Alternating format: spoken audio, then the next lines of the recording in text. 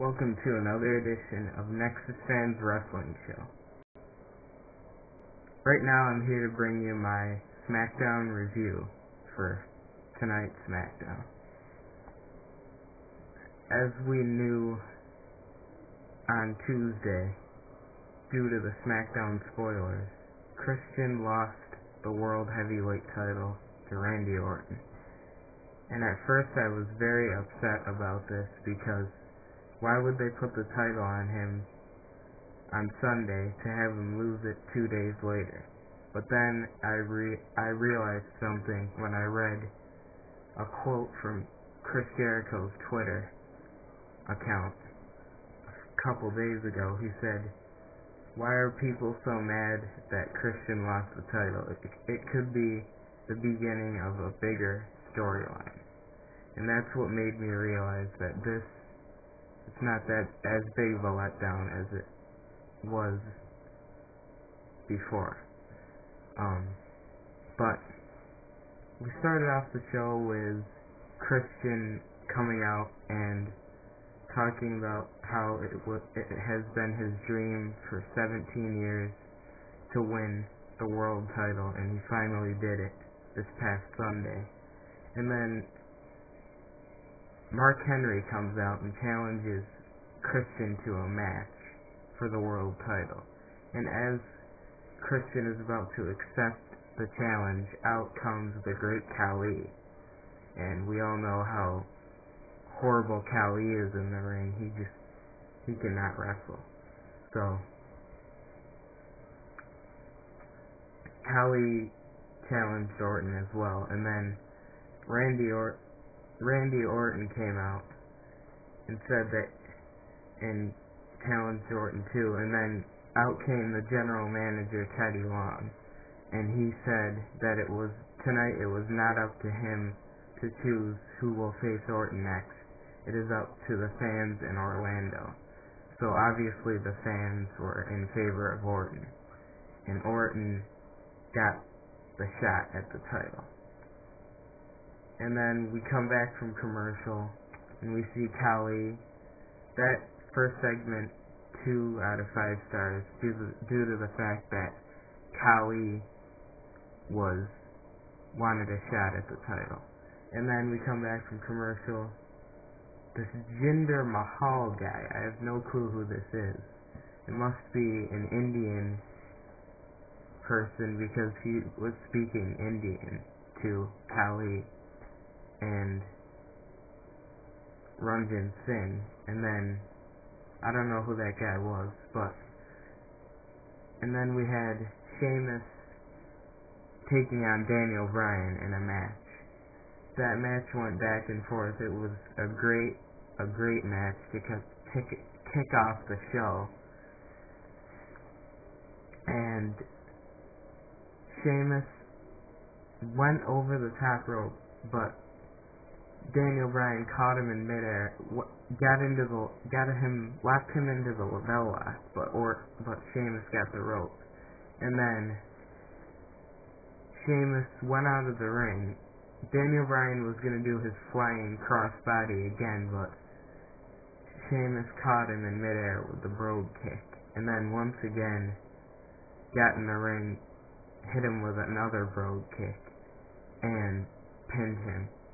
So it was a good match, and I would not mind another rivalry between those two. And then next we had Cody Rhodes making his way to the ring and did his usual promo about how Rey Mysterio added insult to injury by spraying him with the blue mist at Extreme Rules. And he had the fans put on paper bags again to symbolize that he does not like them. Symbolize that they are ugly. And I like his character, but I think this promos that he's doing are getting a little repetitive now. But I like his character a lot. So I give I'll give Sheamus and Daniel Bryan's match 4 out of 5 stars, and I give Cody Rhodes' promo 2.5 out of 5 stars. And then next we had a match between Big Show and Ezekiel Jackson. And as we saw on Sunday night, Ezekiel Jackson manhandled Kane with the clothesline and scoop slammed Big Show. And that was some crazy stuff.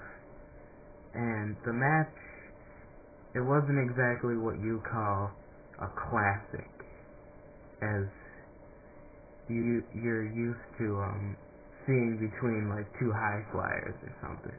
It was just an all-out fight. It was a brawl between those two. And then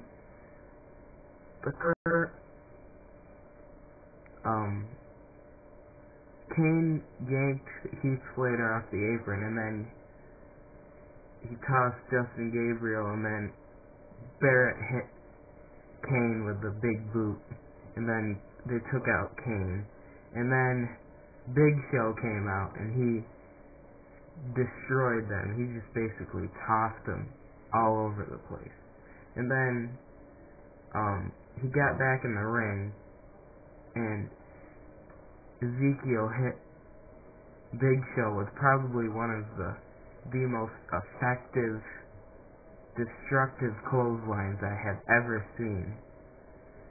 And he nearly broke Big Show in half. That was just some crazy stuff. And then he got the pin.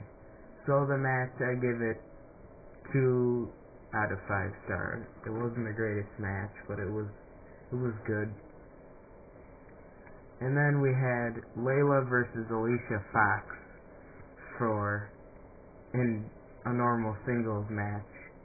And this match really was not anything at all. Layla just pretty much destroyed her and pinned her.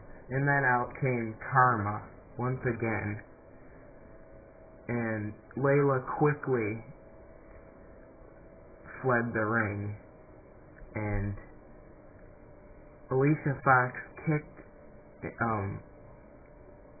Karma in the back, and then Karma just dismantled her with a clothesline. And then we saw her do her vintage finisher. I'm not sure what it's called, but it's awesome. And I'm hoping that Karma brings back the Divas division, because as we've seen in the past few years, it's not been good, and hopefully she can bring it back.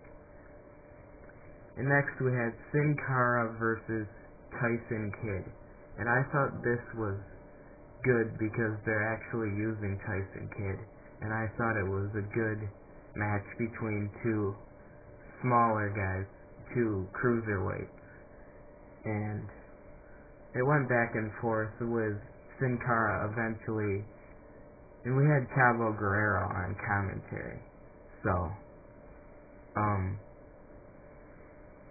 he was pretty good on commentary. And then Sin Cara hit Tyson Kidd with that sick flipping move. Like, it reminds me of Paul Burchill's C4, except from the top rope. It's just an amazing finisher. And then he hit that for the win. And then Chavo came in and supposedly congratulated him. But I myself would really like to see a feud in the near future between Chavo Guerrero and Sin Cara, because it would reestablish Chavo as a credible cruiserweight since what he's been portrayed as in the last year. Okay, this is part 1, so be sure to tune in for part 2 of my SmackDown review, and leave your comments in the comment section below. And like my page on Facebook, facebook.com/NexusFan123.